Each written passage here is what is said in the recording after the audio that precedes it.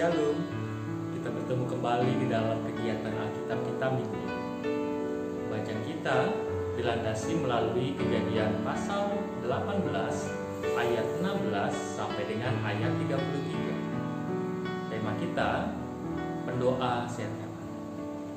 Pendoa syafaat. Bapak Ibu, doa syafaat tentu bukan istilah asing bagi kita. Dalam liturgi GKI, doa syafaat menjadi bagian dari liturgi. Di luar gereja atau di luar liturgi gereja, kita sering juga berdoa syafaat. Kita berdoa untuk mereka yang berulang tahun, mereka yang sakit. Tetapi sejauh ini, apakah kita semua sudah sungguh-sungguh memahami apa itu doa syafaat? Ada kalanya seseorang berdoa dalam waktu yang lama dengan doa atau pokok-pokok doa yang panjang, banyak.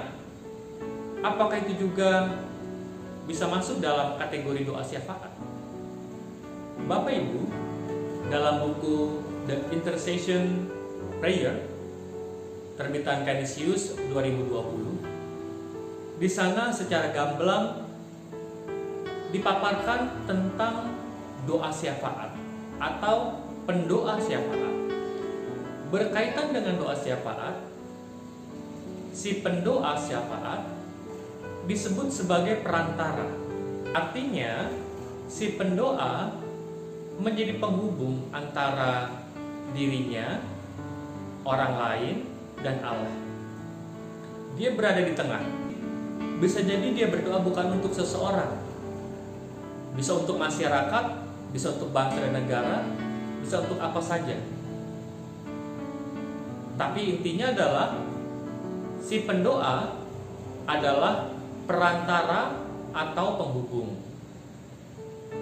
Yang didoakan bukan tentang dirinya, tetapi tentang kepentingan-kepentingan orang lain, kepentingan-kepentingan segala sesuatu yang tadi sudah disebutkan.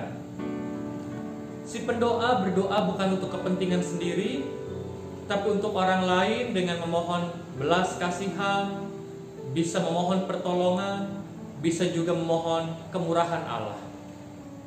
Jadi intinya, pendoa syafaat adalah seseorang yang mendekat kepada Allah, berdoa kepada Allah, memohon segala sesuatu kepada Allah untuk menggantikan orang lain atau mengatasnamakan orang lain.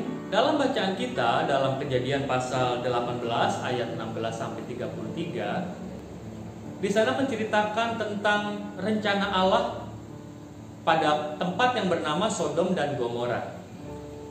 Dan Abraham menyampaikan isi hatinya, harapannya kepada Allah, bukan untuk dirinya, tapi untuk Sodom dan Gomora. Dalam kisah ini diceritakan bagaimana percakapan atau bisa kita katakan tawar-menawar dalam permohonan Abraham. Dari mulai 50 orang yang baik jika ada di kota itu, sampai dengan 10 orang baik jika ada di kota itu. Abraham berharap Allah tidak melaksanakan niatnya untuk menghancurkan penduduk kota Sodom dan Gomora yang dikenal orang, yang sampai ke telinga Allah terkenal dengan kejahatannya. Tentu kejahatan di sini bukan soal tindakan kriminal semata, namun juga berkaitan dengan moralitas dan seksualitas. Kita nanti bisa melihat di dalam bacaan yang lain. Dan bagaimana efek doa syafaat itu? Kita bisa melihatnya. Dalam doa syafaat Abraham kepada Allah yang memohon belas kasihan, kemurahan, dan keadilan Allah, jika ada orang benar di sana, jangan sampai orang benar pun menjadi korban atas tindakan orang-orang jahat yang ada di sekitarnya. Nah, kita di sini melihat bagaimana syafaat Abraham membuat Allah berpaling memberi perhatian atas apa yang dimohonkan Abraham untuk kota Sodom dan Gomora. Sehingga di sana Allah menunda melaksanakan kehendaknya. Kita melihat bagian penting dalam teks ini. Kita melihat pada ayat yang ke-19, di mana Allah memberi perhatian kepada Abraham sedemikian rupa. Di ayat 19 ada 3 hal. Yang pertama, di sana disebutkan, sebab aku telah memilih Abraham. Sebab aku telah memilih dia, Abraham. Maksudnya di sini adalah seperti dalam bahasan-bahasan kita di minggu-minggu yang lalu, bahwa Allah memilih Abraham bukan karena kelebihan-kelebihan Abraham. Kita melihat bahwa Abraham sering melakukan sesuatu yang sama seperti kita. Allah memilih Abraham dengan sebuah tujuan khusus, bahwa Abraham dipilih Allah, dipanggil Allah, agar Abraham menjadi contoh bagi orang-orang lain, bagi umat lain, bahkan bagi bangsa asing, bagaimana mengenal Allah dan bagaimana menjalin hubungan yang dekat dengan Allah. Melalui Abraham, Allah menyatakan dirinya yang rindu untuk berkomunikasi, menjalin keintiman dengan manusia. Yang bagian kedua, di sini dilanjutkan dengan fungsi dari orang yang dipilih Allah, supaya diperintahkannya kepada anak-anaknya dan kepada keturunannya, supaya tetap hidup menurut jalan yang ditunjukkan Tuhan. Di sini terlihat jelas bahwa ketika Abraham dipanggil, Abraham menerima janji-janji, Abraham menerima berkat-berkat Tuhan. Dalam hal ini ketika Allah menjanjikan kepada Abraham keturunan, Allah bukan semata-mata sekedar memberi anak atau keturunan bagi Abraham. Namun ketika Allah memberikan keturunan kepada Abraham, tujuannya adalah agar iman seperti Abraham atau iman Abraham dapat diteruskan oleh anak-anaknya. Bahkan ketika menjadi bangsa yang besar, Allah memanggil bangsa itu untuk hidup seperti iman yang dimiliki Abraham, menjalin hubungan yang dekat seperti Abraham. Kelak melalui keturunan Abraham, manusia dapat melihat keindahan seseorang atau manusia atau umat yang menjalin hubungan dengan Allah, yang erat dengan Allah, akan menghasilkan suatu karakter yang luhur.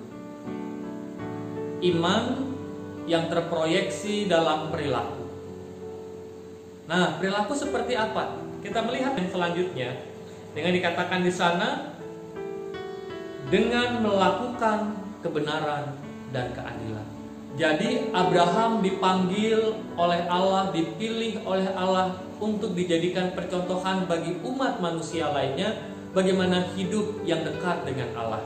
Allah memberikan Abraham keturunan agar para keturunan Abraham bisa meneruskan iman Abraham. Iman yang terproyeksi dalam gaya hidup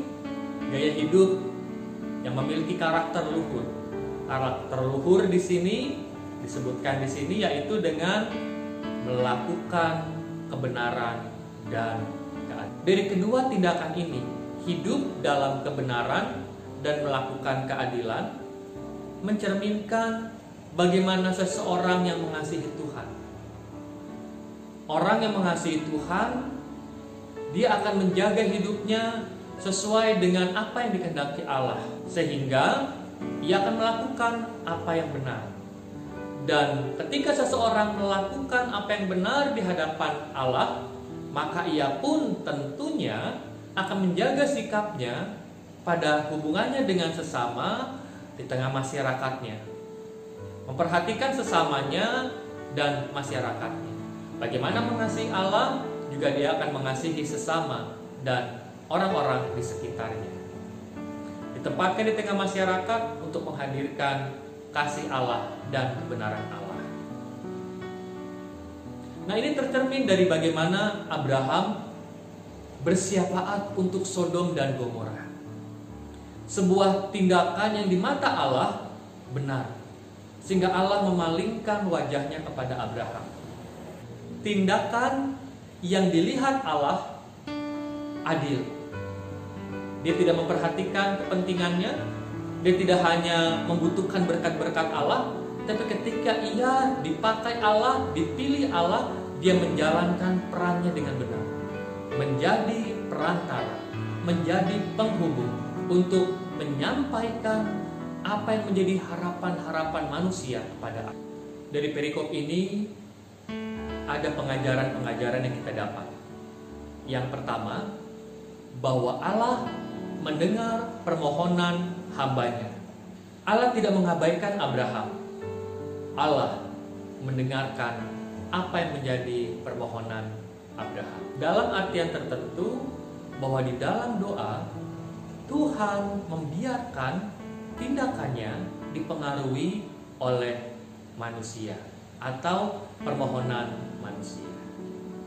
Renungkan hal yang istimewa ini, bahwa manusia yang dipilih Allah, ia dapat berbicara kepada Allah sedemikian rupa sehingga Allah berpaling, peduli, dan memperhatikan permohonannya.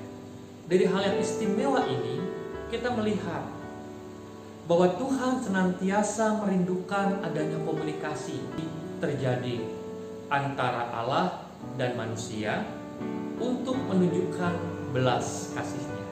Yang ketiga, sebelum seseorang menjadi pendoa syafaat, dia perlu membangun hubungan khusus dengan Allah. Membangun hubungan yang erat dengan Allah. Melihat bahwa doa adalah sebuah kebutuhan dan menjadikan doa sebagai bagian dari kehidupannya. Karena di dalam doa kita sedang menjalin hubungan yang erat dengan Allah. Dalam doa kita belajar untuk mengenali Allah lebih dalam. Di dalam doa kita belajar untuk menemukan kehendak Allah. Inilah intinya di dalam iman Kristen, bahwa kita telah diselamatkan oleh karena Yesus telah menjadi juru syafaat bagi kita. Juru syafaat yang Yesus lakukan ketika dia menjadi perantara antara Allah dan manusia, menghubungkan kembali hubungan yang terputus karena dosa lewat kematiannya di kayu salib. Dia bersyafaat, dia memohon keselamatan kepada Allah untuk manusia. Dengan semua penghayatan inilah akan memampukan seseorang untuk bersyafaat, tidak hanya untuk memohonkan segala sesuatu, pergumulan, keselamatan, rasa syukur, kemurahan Allah, dan sebagainya, namun yang jauh daripada itu, ketika kita menghayati bahwa Yesus telah menjadi juru syafaat bagi kita, penghayatan ini yang akan menolong kita, memampukan kita sebagai para pengikut Kristus bersyafaat dengan mau berdoa, memohon pengampunan bagi mereka yang bersalah pada kita, memohon pengampunan untuk mereka yang mungkin telah berbuat jahat kepada kita. Sama seperti Yesus ketika di kayu salib pun berdoa bagi orang-orang yang menghina dan menganiayanya. Kiranya Tuhan menolong kita dan biarlah kita semakin mengenali